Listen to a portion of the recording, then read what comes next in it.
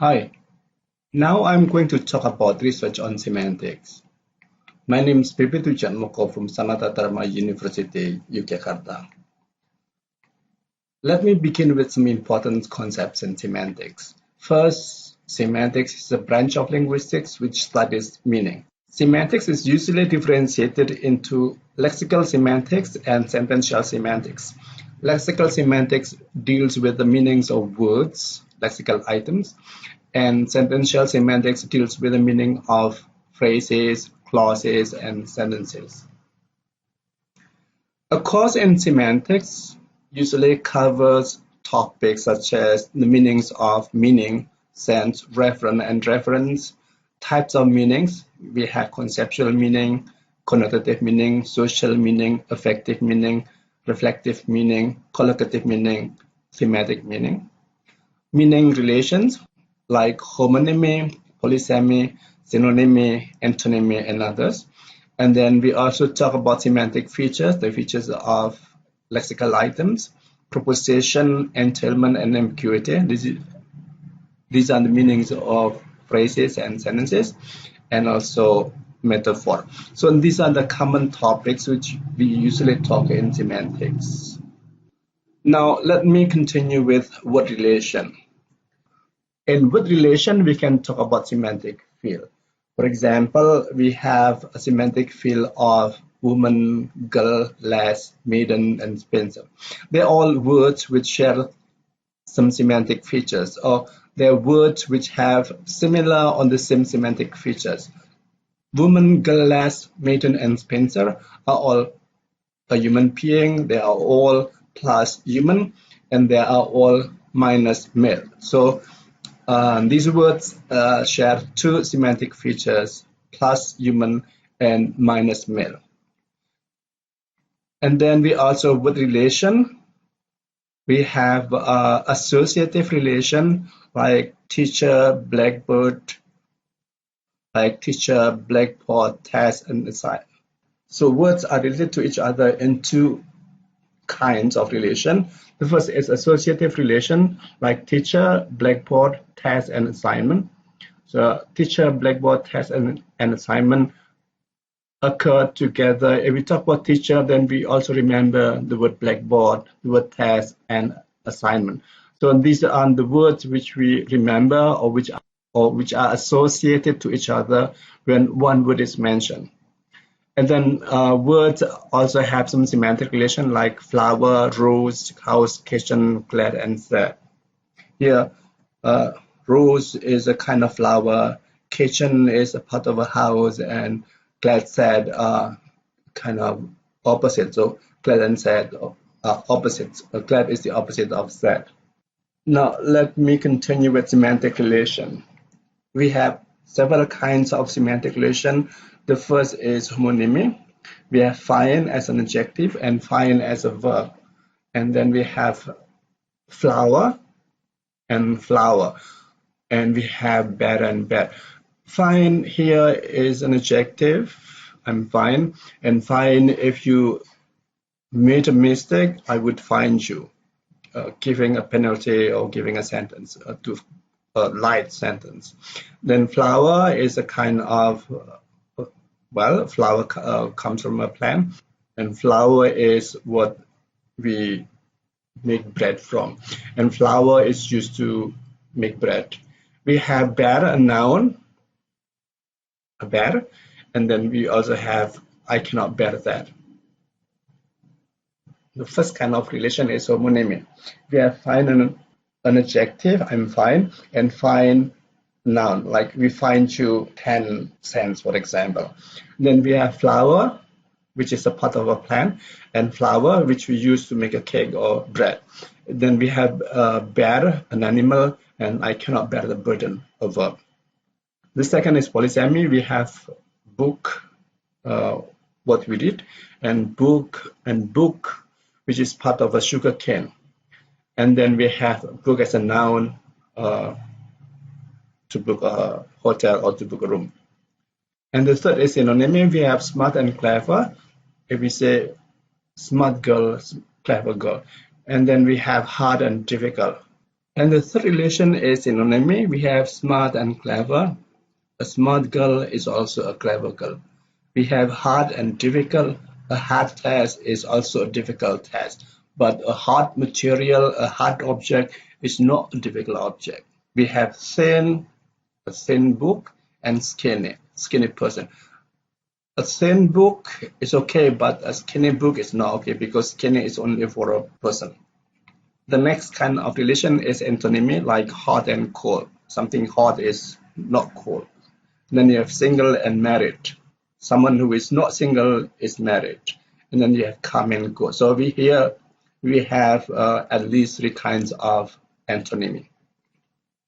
The fourth kind of relation is eponymy, like fruit and mango. Mango is a kind of fruit, and drink and wine is a kind of drink. So fruit covers mango and drink covers wine. The next relationship is meronymy. It's relationship between an object and its part. For example, book and cover. Cover here is part of the book, so we can say a book and the cover. Another example, shirt and sleeve. And sleeve here is part of a shirt. If you have a shirt, then we have the sleeves. The next is metonymy. Here we have the relationship between an object and another object. We can mention Downing Street, which refer to the British Prime Minister. We can talk about Tokyo. What we want to talk about is the Prime Minister of Japan. So Downing Street and Tokyo referring to the person on the government is metonymy. And then we have retronymy. It's a term like paper mail. So the concept of paper mail was probably not important several years ago when there was no email. But now, as now we have email, then the concept of paper mail is important because it's to differentiate between email and paper mail, or paper mail and email. Also, we have whole milk. The concept of whole milk was not important several years ago. When we drink milk, we only just drink milk. And now we have skim milk. So we do not drink the whole milk anymore, but the skim milk, or the milk without the fat.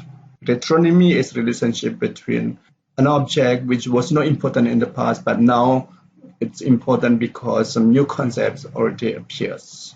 Paper mail, email, whole milk, skim milk, and other things. So these are the concepts which we will use in the discussions of our topic today. The next important concept is the concept of metaphor.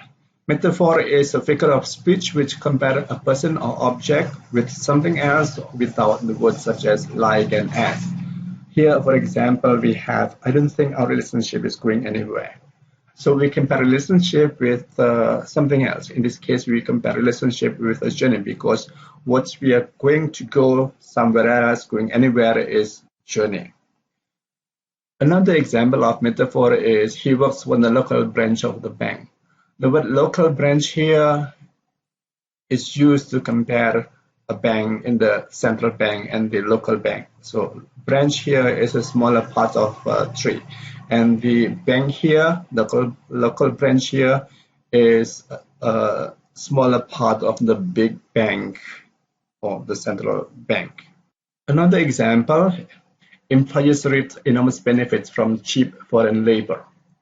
Here, the word reap here is comparing the activity on the action which employers do, reaping, and the action which farmers reap rice or produce from their farm. So this is a comparison between what happens in the industrial era now and what happens in the farm rural area, different area.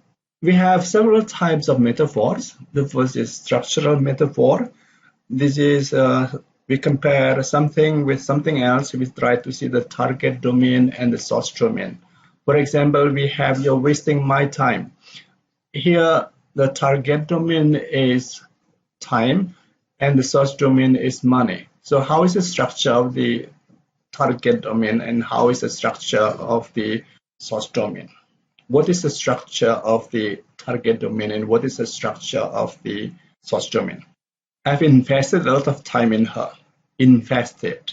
Here we are comparing with time with money.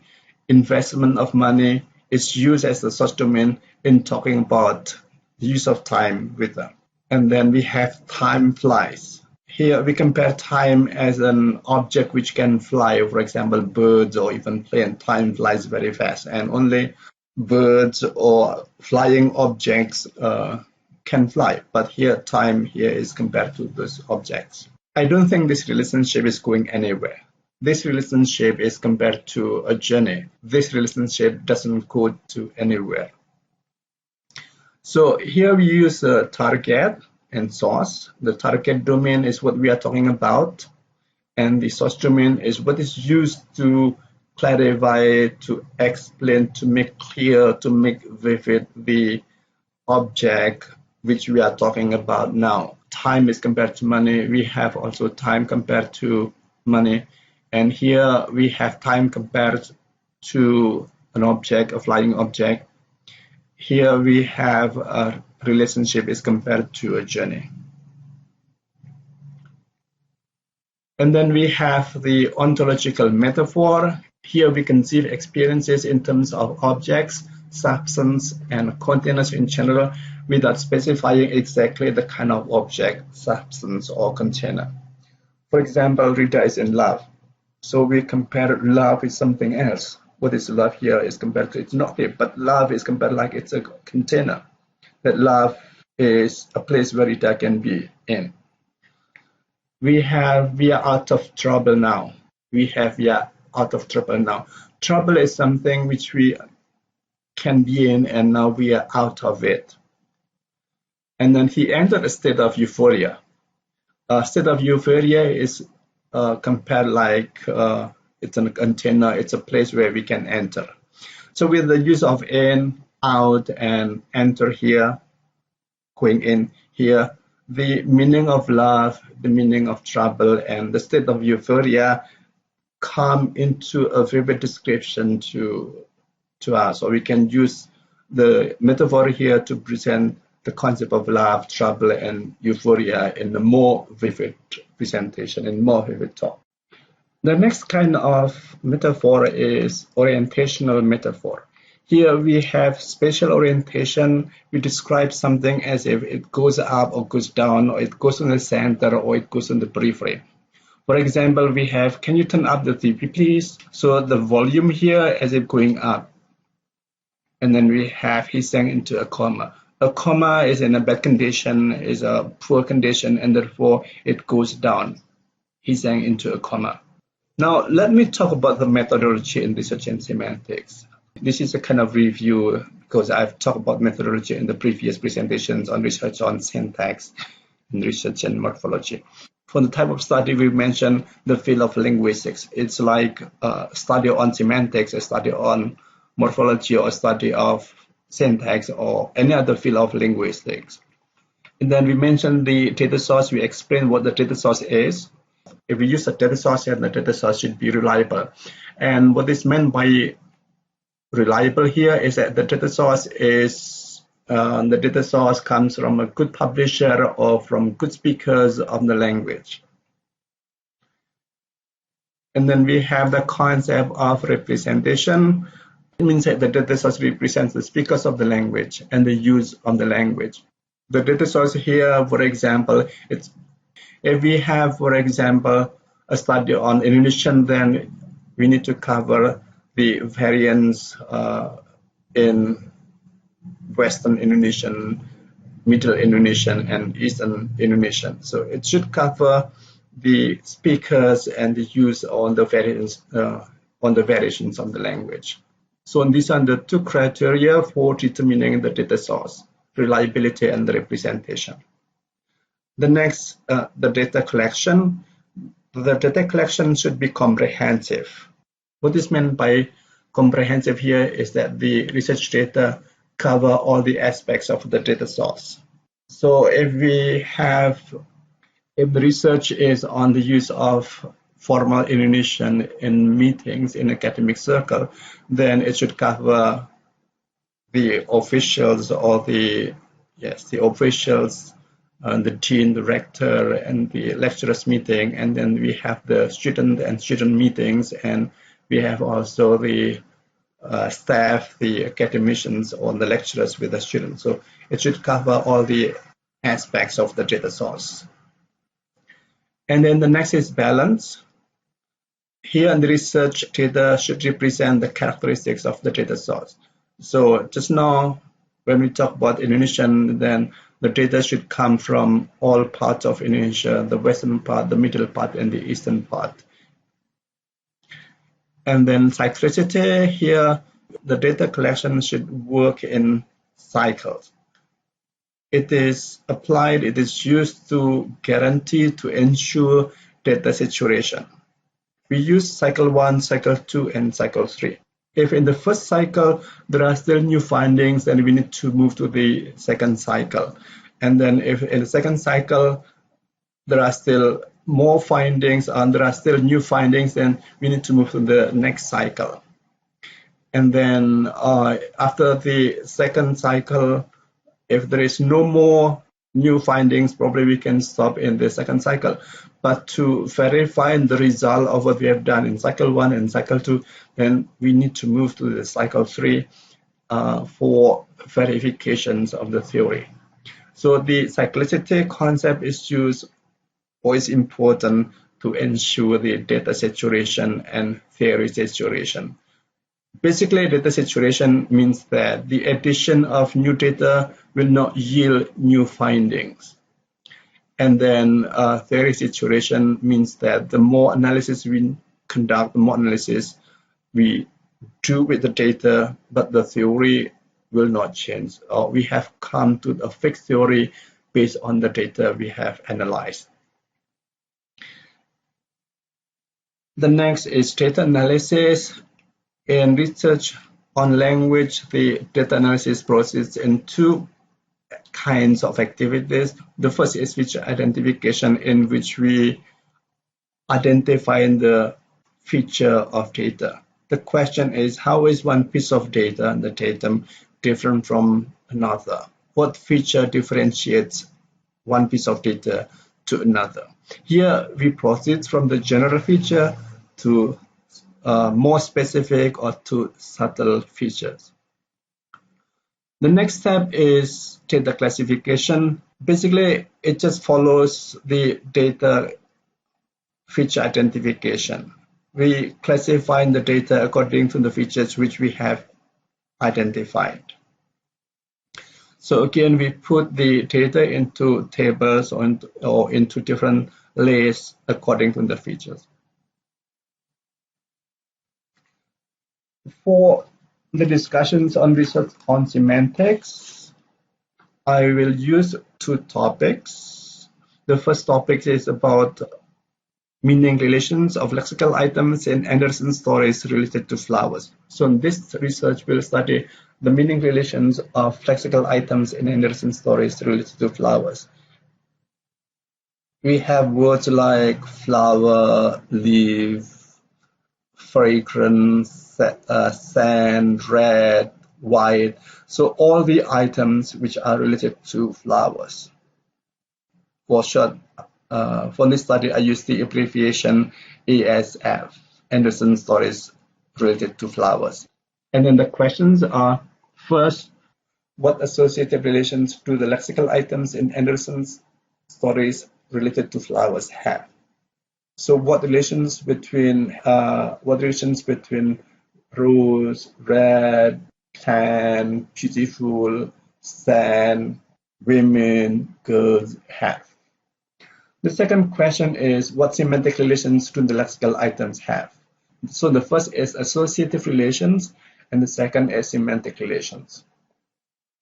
The second topic is environmental metaphors in Ishimue Michiko's Lake of Heaven, or for short, MLH, Michiko Lake of Heaven. The question from the studies is, what environmental objects are used as a source domains in Ishimue Michiko's Lake of Heaven? Because the novel is interesting, it's about environment, and therefore it's interesting to see how environment, how nature is used as source domains in Michiko's metaphors. The second question is, what are the structures of the environment metaphors in Ishimue Michiko's Lake of Heaven? Here, we'll identify the, for example, structural metaphor, the ontological metaphor, and the orientational metaphors. How are they structured? So these are the two topics which I will use to discuss the research on semantics. Now, let's continue with the first research topic. The type of study is semantics. And then the data source. Here, the data are taken from fairy tales of Hans Christian Andersen, the book by Hans Christian Andersen, and the book was published by the Floating Publisher in Auckland, 2010. In the book, there are 127 tales, and out of the 127 tales, there are 7 stories related to flowers. In the 7 stories, there are more than 750 lines and more than 10,000 words. The stories meet the first criteria of data source. The first is reliability. The stories are the most enduring and enduring fairy tales for children. That's according to Kato in his article published in 2019. And then Andersen is also one of the most beloved storytellers. He's very famous in the whole world, by Kallenbo 2006. And then the stories are riddles. So besides that, the stories are just for children. The stories are riddled with ideologies of social domination and elitist thinking. That's according to Zipes 2005 and Kato 2019. So these are the reasons why the stories are chosen, because of the story, the quality of the stories themselves, because of the writer. He's one of the most beloved storytellers. And then the stories are not just stories for children, but they're also riddled with ideologies. It has some ideologies behind the stories. And then I have conducted a story. Andersen's stories are written well. My analysis is a story on grandmother, the life and death of grandmother. The story, although it's very short, but it's well written, and the translation is also very good. The data source also meet the representation criteria because the stories which are used are taken from the complete collection of Andersen's stories, in which there are 127 stories, and there are 7 stories about flowers. Now about the data collection on the data used for the study. The data here meet the comprehensiveness requirement or principle. First, in the book, there are 7 stories which are related to flowers. The 7 stories are here good for source of data because there are more sentences in the 7 stories over here than in other books. So if we take 6 stories out of the 7 stories, I think we'll have enough sentences which are related to flowers compared to other stories. For example, about Nightingale or grandmother. So once again, it's comprehensive, meaning that with the choice of 6 out of the stories related to flowers, there are more words which are related to flowers. The data from the study can also be said to be balanced because almost all the stories related to flowers are taken. And then the data collection and data analysis also work in cycles. 3 cycles are used here. In each cycle, 2 stories are collected or taken and analyzed.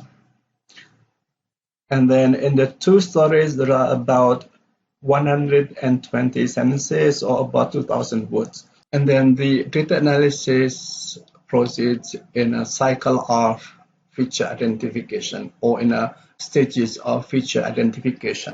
The first feature identification is the identification of content words.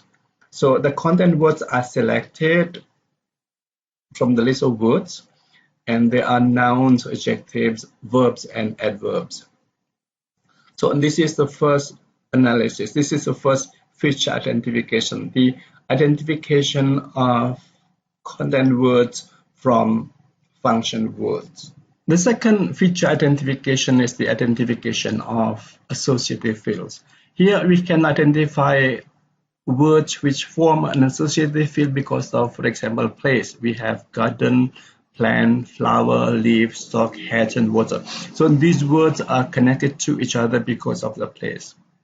We can also identify words which belong to, because we experience words which come together in one of our experiences. Like every plant we pick up, we grow, we water flowers, and the flowers will wither, and the flowers will be beautiful, fragrant, and it has sand and also grow. So the words are connected to each other because of the experience, because of one experience.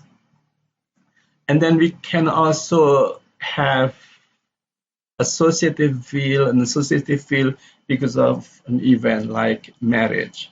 A marriage, we have woman, we have girl, we have maiden, single, and lass, bachelor, wife, sister, robe, case, and graceful. So these words are connected to each other because of an event. These are all more or less the kind of associative field which we can identify and need to be clarified, need to be fields which we need to refine in the study. Then several words may belong to several associative fields. For example, woman can belong to experience, can belong to an event, or probably can belong to a certain place like kitchen, school, and other places. So once again, several words may belong to several associative fields, but the identification of the associative fields here and the kinds of associative field is one of the findings in this study. Further, with the feature identification, we can identify the semantic relation further. For example, antonymy, we have young and old. Somebody who is not young is not old yet, probably. Somebody who is not beautiful is probably not ugly, and something which is not late is not always late. So we have probably these are similar antonymy, but we also have man and woman. Somebody who is not a man is a woman, and somebody who is not a woman is a girl. So this is the contrast between woman, girl, lad, girl, bachelor, spinster is very clear. Is one which is belong to the class over here, does not belong to the class over here. And then we have, if you ask, then we answer. Probably they also form antonymy. Somebody asks and somebody answers.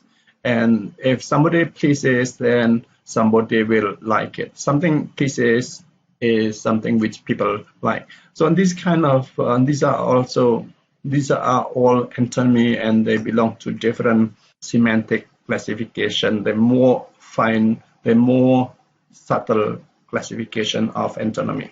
And then you also have marry and divorce. If you marry, this is the beginning, and divorce is the end. Live and die. Live is the beginning and die is the end. So these are all kinds of antonymy which we can analyze further in the study of lexical items in Andersen's stories related to flowers. And then in the study of synonymy, a more semantic relation can be studied in a more subtle way. For example, pretty and beautiful. Is somebody who is pretty also beautiful? Gorgeous and graceful. How is gorgeous similar to graceful? And how is a scent similar to fragrant as an adjective? Fragrant as an adjective. Scent, or scent as a noun, and fragrance as a noun. And then you have as and inquire. How is as similar or different to inquire? How answer is similar to reply? And another feature identification can be conducted, namely the identifying of other semantic relation. For example, we have spring, summer, this is summer, fall and winter. Spring, summer, fall and winter. These are in a cycle of 1 year. How are these words connected to each other? They belong to the same unit of time. And then you have also morning, afternoon, evening, and night. They also belong to 1 unit of time a day. These are also connected to each other. And we have tree if a tree has trunk and a tree has leaf and a tree has flower and fruit, and so these are connected to each other because they belong to the same object. And then if we have age, then age can be young, can be old. So how is the word young here is connected to age? Probably there are many words which have connection like this, and this kind of study can describe the connection between the adjectives like young and age, or expensive and cheap with the price as the noun. So there are 6 feature identification. The first is the identification of content words from the function words, and this is the additional after the more subtle feature identification in number 5 over here. We have a more subtle identification of the difference between the concepts and antonymy, the concept and synonymy. Then we have the feature identification, which is probably not covered yet in semantics books. And then after all the classification is done, or after each identification is done, then the classification is conducted. So data classification is conducted after each feature identification is completed. Basically, the data classification is just classifying the data into, they have been classified, they have been identified, and then they put into different class. We make the tables or we make a list according to the features. So that's more or less the feature identification in the study of Andersen stories related to flowers. We move from the most general to the specific one, and then we proceed with the data identification and data classification. And the result of data classification is always in the form of table or lists. Well, now we can continue to the next study, namely the study of Michiko's Lake of Heaven. The study here is also a semantic study, but it's a sentential semantics. In the first study, the study is on words, but now the study is on the level of sentences. The data source, the first is the data source here is Lake of Heaven by Ishimue Michiko, and the original title is in Tenko in Japanese, and it's translated into Lake of Heaven in English. The book is published by Lexington Books, Lanham 2008, and the book has, this is the story, the first page of the story until the end of the story. It has 337 pages. Then the data source is also reliable because it's written by a famous author in Japan. It's written by Ishimue Michiko, a prominent Japanese author. She has won the Asahi Prize of Japan and also the Magsaysay Prize of the Philippines. So Michiko is a prominent author, and we can consider that the book we are used as a study of metaphor in environment novel is a good source. And the book is translated into English by Bruce Allen, a professor, associate professor in the Department of Foreign Languages, Juntendo University in Japan. And he has lived in Japan more than 25 years, so we can believe that he speaks Japanese very well, understands the culture of Japanese very well because of the academic background and also because of his experience of an expatriate in Japan. And then the data source is also representative because it's about environmental issue. It's a big issue, namely the flooding of villages to make a dam in Japan. And the book is written by a prominent figure of environment, and the book is written by a prominent figure of environmental movement. So besides an author, Michiko is also a prominent figure of environmental movement. So we can say that the novel the sentences, a choice of words, the use of metaphor will be rich with the use of environmental language or environmental sentences or words.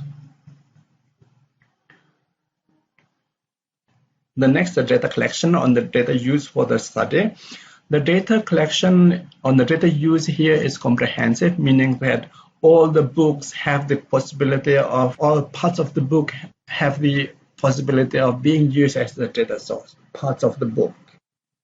And it's balanced because the data is not just taken from the first or the middle or the end part of the book, but it's taken from all parts of the book. It's taken from every 10th page of the book.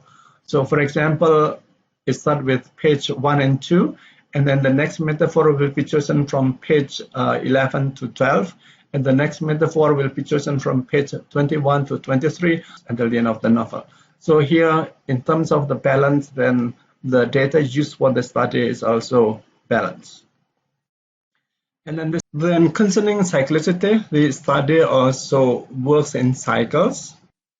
2 pages will be taken from page 1 and 2, and page 11 and 12, page 21 and page 22. So in total, if there are 337 pages, the book has 337 pages, and then with these 2 over here, there will be 60 pages in one cycle. So there will be 66 pages in one cycle.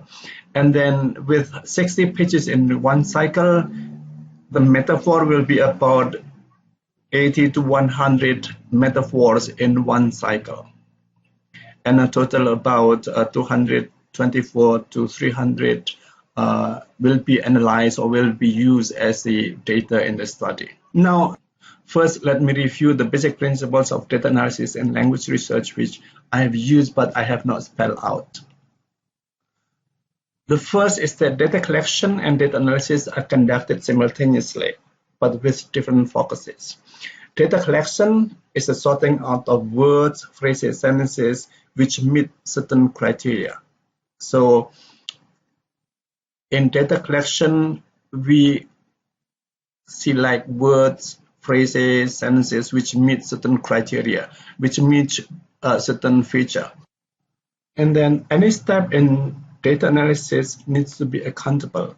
We use clear and fixed criteria to put objects or to identify objects together. For example, we use the feature male or young or age to classify man and woman, girl and boy, lass and maiden, Spencer and bachelor. So the criteria is clear and fixed. And then if we put together fall, winter, spring, summer, because they are a unit in a year. If we put morning, afternoon, evening and night, because they are units in a day. And then the result of data analysis needs to yield certain features.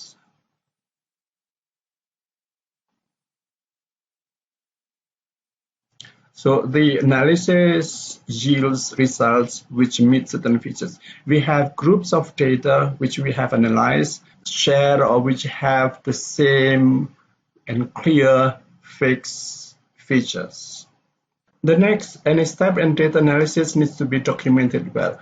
So after we identify the features of the words or sentences with certain features, then the sentences on the words with the same features should be grouped together, should be classified together into separate tables or into a separate lays or probably different rows.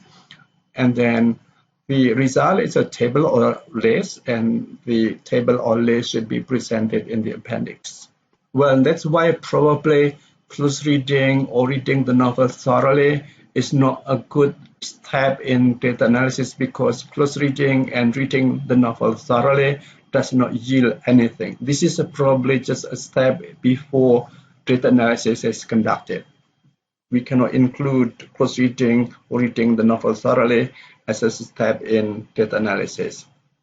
Now, let me continue with the data analysis in the study of Michiko's Lake of Heaven. After we have collected the sentences which contain metaphor, then we identify the features which differentiate one metaphor from another. For example, we have this metaphor. She had been so absorbed in her thoughts. What is this metaphor about? What is the metaphor here? Why this sentence is considered a metaphor? Here we have in her thoughts. Thoughts is something abstract. So with the word in here, the thought here becomes like an object in which something can be put in. So this one is one kind of metaphor. And then we have, yet he smiled with pleasure. With pleasure, pleasure is something abstract. And with here, with the word with here, the pleasure here becomes an instrument which he used to smile.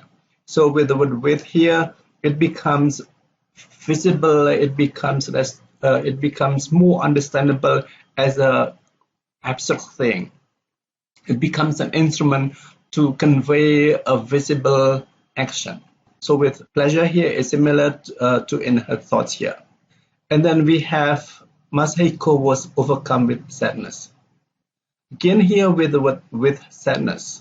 Here with sadness is similar to with pleasure and in her thoughts, but with sadness here is more active. The sadness here does something. It overcome Masahiko.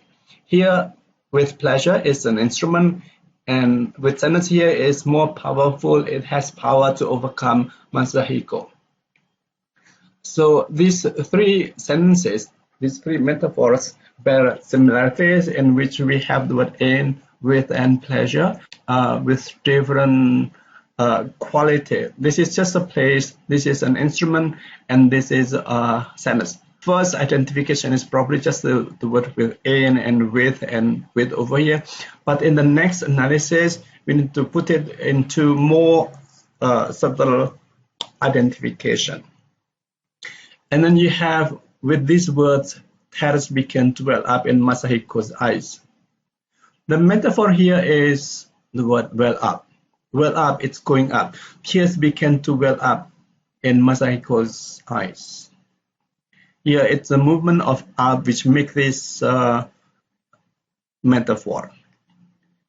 She looked like a woman at the peak of her beauty in the 40s. We have the metaphor peak. So, and the peak of her beauty. Peak is something very high. It's like a mountain which has a peak. So metaphor here is the word peak. And then back then, I always used to be up to some sort of trouble. What is a metaphor? It's the word up to. So this one is a movement. It's going up to. It's going up with the direction over here, going up, going down. And then another example of the metaphor in Michiko's Lake of Heaven is the ginkgo leaves were dancing about and the moon was rising. The ginkgo leaves were dancing about and the moon was rising. The word dancing is a metaphor because leaves is just a leaf and dance is usually performed by a person. So dancing here is a metaphor. And then Ohina picked up the thread of the discussion. The metaphor here is the thread of the discussion. Thread is something which is it's not a discussion. I mean, thread is something visible, something used for knitting, for sewing, and here it is used for a discussion, as if a discussion has thread. And then another metaphor, I wonder what I was living for then. Just hovering the last moon. The metaphor here is the use of the word hovering. What is hovering? It's staying in the air for some moment. And only birds and probably also planes can hover in the air. So this one is a metaphor. And then we have where the master lives in the womb of the mountains. You have the metaphor, the womb of the mountain. The mountains here are treated like a woman, which has the womb. So these are the metaphors. These are the examples of the metaphors in Michiko's Lake of Heaven. And then from the color over here, for the marker over here, the three over here, inner thoughts, with pleasure, with sadness, belong to the same class, and then 12 up, and then up here, a different kind, and then you have dancing, thread, hovering, peak, and these are different kinds of metaphor with different comparison. And then after we identify the kinds of metaphor, we can classify the metaphors here according to the classes. Here we have data classification 1. We have look like a woman and the peak of her beauty in the 40s. So we have peak over here. The king colleagues were dancing about and the women were rising. You have dancing, only people dance. And then Ohina picked up the thread of the discussion. You have thread over here. All are these are structural metaphor. And then I wonder what I was living for them, just hovering. This is another structural metaphor. And then we have where the master lived in the room of the mountains. You have that room over here. And then she has been absorbed in her thoughts. This one is another classification. This one is another type within her thoughts. And then yet he smiled with pleasure. This is ontological metaphor with pleasure. Pleasure becomes more vivid, becomes visible because it becomes an instrument which he used to smile. And then Masahiko was overcome with sadness. So sadness here becomes powerful because it can overcome Masahiko. This one is also ontological metaphor. And then we have with these words, tears began to well up in Masahiko's eyes. Here we have orientational metaphor with the word up over here. It's going up. And then back then I always used to be up to some sort of trouble. You have up over here. So we put them into classes here. The first class is the structural metaphor over here. The second class is the ontological inner thoughts with pleasure and with sadness. And the third class is the up and up over here with the orientational metaphor. So this is the first classification of the metaphor. We classify according to the structural metaphor, ontological metaphor, and orientational metaphor. The next is the feature identification further. So this is the next step after we classify the metaphors into different classes. Here we have look like a woman and the peak of her beauty in the 40s. This one we compare beauty with mountain. As a beauty has a peak. So mountain, here the comparison is with beauty with something about nature. Peak belongs to a mountain and it's nature. And then you have the kinko leaves were dancing about and the moon was rising. Here dancing is an art, it's a form of art. And as a form of art, dancing is also appears, or in Japan, it's a traditional life because we have the dance in the village. So it's a traditional life. And then we have Ohina picked up the thread of the discussion. And sewing and knitting. This one is sewing and knitting. Here is a traditional life. So it's also visible here. We can also see here that as here becomes part of the number here, this is the page number. So this data can be found on page 110 and it belongs to a structural metaphor.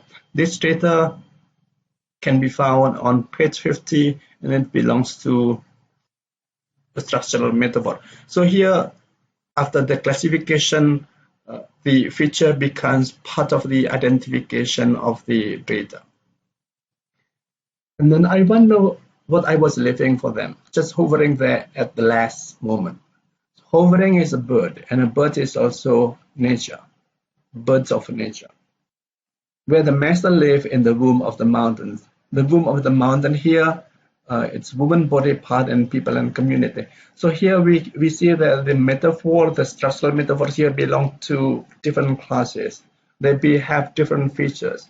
Number one here is about nature. Number two is about traditional life. Number three, it must be colorful over here. It's about traditional life. And number four is about nature again, and it's about the fifth here is about people. So this is a more subtle classification of the metaphor. And then probably in the later discussion, after we have enough metaphors about nature, metaphor about traditional life, and metaphor about people, we can classify the metaphors into more subtle classification and see how life is viewed with here peak of a beauty. Peak here is high because it's like a mountain, and it's used as a positive meaning. Beauty is positive. Peak of the trouble, if you have peak of the trouble, then trouble is negative. Peak of the problem is negative. So with the use of peak here and beauty, then the word peak here has a positive meaning. Dancing here is the same. It's dancing about. This one also have the positive meaning.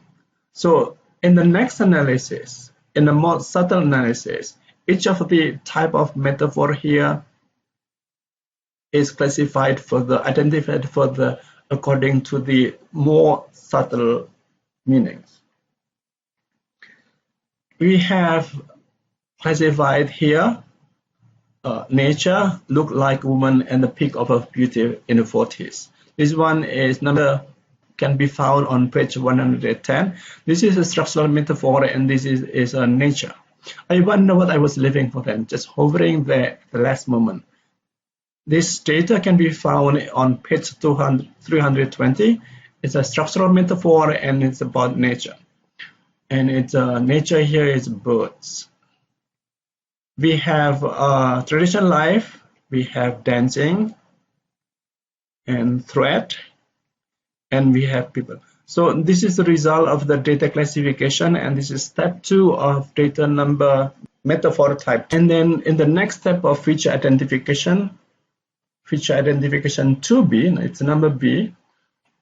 Number A is about the structural metaphor, number B is the ontological metaphor. She had been so absorbed in her thoughts. It's ontological. It's a container. And then yet he smiled with pleasure. It's ontological, and it's a instrument.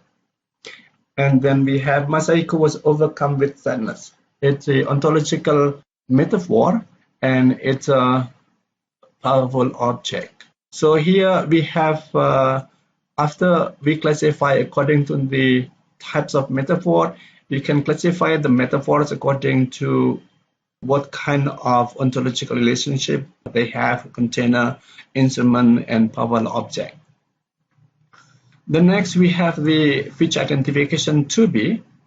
The first class is container.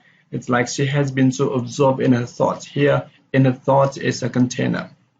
And then we will have more data later with more pitches to analyze, to collect. And then we have instrument. You have like, yet he smiled with pleasure. The Masahiko was overcome with sadness. We have container, instrument, and powerful. Probably later we can analyze further what kind of container, how the container here is used. Instrument here, and this one is with a pleasure. He smiled with pleasure. Pleasure here is a with over here, and it's positive. And Masahiko was overcome with sadness. Here you have sadness is negative, and it's powerful. So the next classification, the next feature identification is the identification of each of the classes over here. So the data analysis in the study of Michiko's Lake of Heaven proceeds in 2 kinds of activities. The first is feature identification from the most general to the most specific. The most general is first the identification, or that's the data collection. The most general is the identification of the types of metaphor, and then we can go further into more subtle identification, and later from the subtle identification of the metaphor, we can see how environment is viewed by Michiko, how Michiko views environment with the use of metaphor. That's the That's the final aim of the study, how Michiko views environment, how environment is meaningful in this novel. And then the next, the other kind of data analysis is data classification. This one is in fact only a consequence of feature identification. If we have done feature identification, then data classification is not a problem. This is just according to the feature.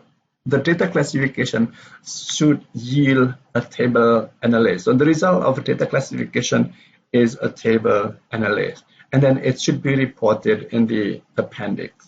Well, that's all. Thank you very much. I hope my presentations on research on semantics will be useful for writing papers on semantics, for writing for journals, and also completing a thesis or dissertation. And the next talk, I will take research on pragmatics. Thank you very much.